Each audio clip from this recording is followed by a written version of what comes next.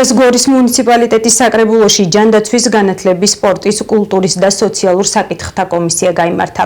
კომისიაზე განხილული იქნა 3 საკითხი. თავმჯდომარის თქმით, პირები, რომელიც საქართველოს ტერიტორიული მთლიანობისთვის იბრძოდნენ და გარკვეული დაზიანებები მიიღეს.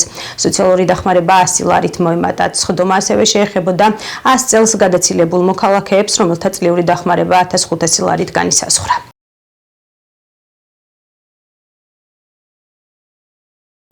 დღეს იყო 3 საკითხი, ერთი იყო ჯანდაცვის სამსახურის ანგარიში, იყო სოციალური წესშიცვლილებები,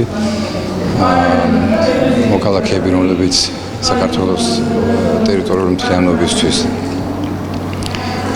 დამოუკიდებლობის ბრძოლისთვის მიიღეს ესეთი დაზიანებები და შეეზღუდათ შესაძლებლობები ამ ადამიანების სოციალური დახმარება განისაზღვრებოდა 400 ლარით და შესაძლებლად გახდა 500 ლარი. ასევე სადღესასწაულო დღეებში 300 ლარიანი დახმარება იყო და ესეც გახდა 400 ლარი.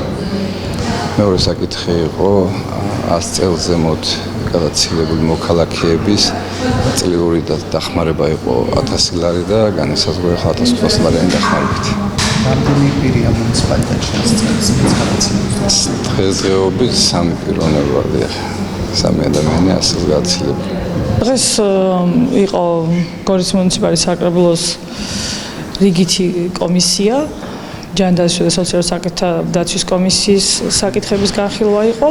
3 საკითხი იყო ძირითადად, რომელიც ეხებოდა სოციალური დახმარების წესში ცვლილებების შეტანა იყო. და განვიხილეთ დადებითი შეფასება მივეცით ამ საკითხებს და შემდეგ უკვე ახლა ეს საკითხები უკვე გავა საკრებულოსთან და საკრებულოს წევრები იმჯელებენ უკვე ამ საკითხების დადებითად გადაწყვეტაზე ან არ გადაწყვეტაზე.